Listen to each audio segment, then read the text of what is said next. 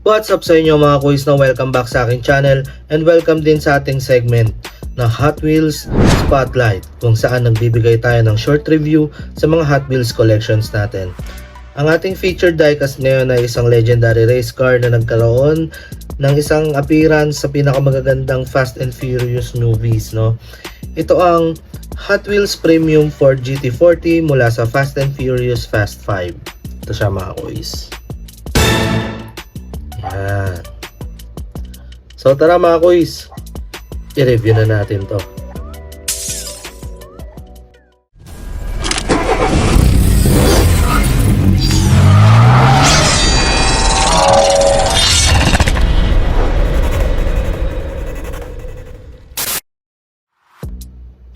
Simulan natin sa packaging mga kuys, no? Bali gumamit sila ng premium blister packaging na mas matibay at mas malinaw sa plastic kumpara sa regular main lines, no?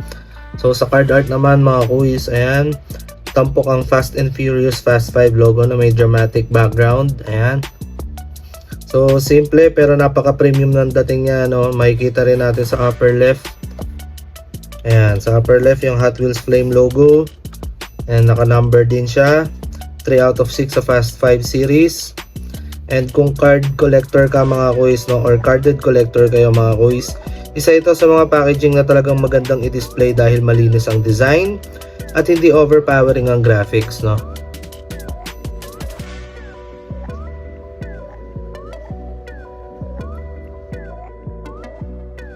Ayan mga kuys, no, punta naman tayo sa diecast mismo, no. Ayan.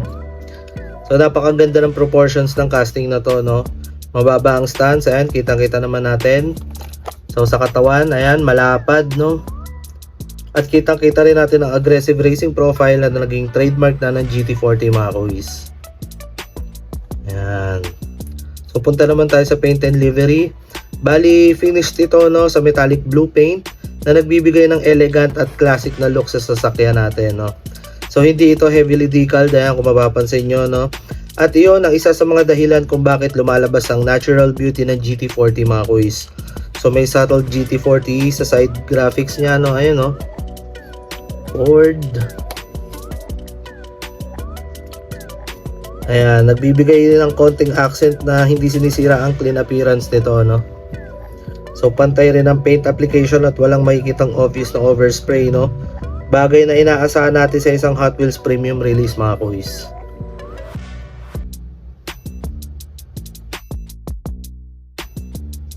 Yan, sa materials naman tayo mga kuys, no. Dahil premium line ito, no, meron itong full metal body at metal chassis, kaya ramdam agad ang bigat kapag hinawakan natin to mga kuys. So isa ito sa malaking advantage ng premium series kumpara sa regular main lines na kadalasan ay plastic ang base. Ayan, pagdating naman sa wheels mga kuys, ayan, Real Riders rubber tires na may classic 5-spoke design. Sakto ang wheel choice nito sa GT40 dahil nagbibigay ito ng vintage racing vibe. So hindi rin sobrang laki o sobrang liit ang gulong, kaya balance tignan ang overall proportions ng diecast na to.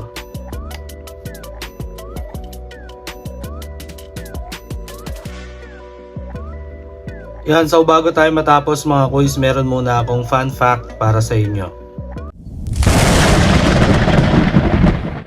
Alam nyo bang ang Ford GT40 ay ginawa lamang dahil gusto ng Ford na talunin ng Ferrari sa 24 Hours of Le Mans? Matapos mabigo ang negosasyon ng Ford na bilhin ng Ferrari noong 1963, gumawa sila ng GT40. At hindi lang nila natalo ang Ferrari, nanalo pa ang GT40 ng 4 na sunod-sunod na overall victory sa Le Mans mula 1966 hanggang 1969. So isa ito sa pinaka-iconic rivalry sa kasaysayan ng motorsports.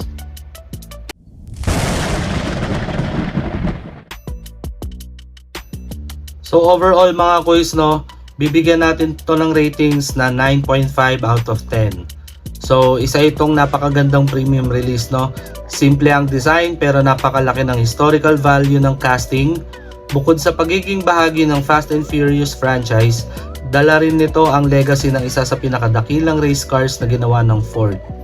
So kung collector ka ng Fast and Furious, Ford o Motorsports Legends, isa ito sa mga premium releases na talagang dapat magkaroon ng pwesto sa collections mo. At yan ang ating Hot Wheels Spotlight para sa Hot Wheels Ford GT40 Fast and Furious Fast 5. So ano sa tingin ninyo ang casting na to mga kuis? Worth it ba itong idagdag sa inyong collection? I-comment nyo sa baba ang inyong thoughts at babasahin natin yan mga kuis. So kung nagustuhan nyo rin ang episode natin ngayon, don't forget to like, share, follow my Facebook page, and subscribe na rin kayo sa aking YouTube channel, Nano Drive Garage, para sa mas marami pang Hot Wheels Spotlights, diecast reviews, unboxing videos, at collection updates, no? Ang goal natin ngayon ay maka 100 subscribers sa YouTube at 2,000 followers naman for our Facebook page. So mga kuis, please tulungan nyo ako. So maraming salamat sa panonood mga kuis, no? Keep collecting, keep hunting, and I'll see you on the next one. Peace.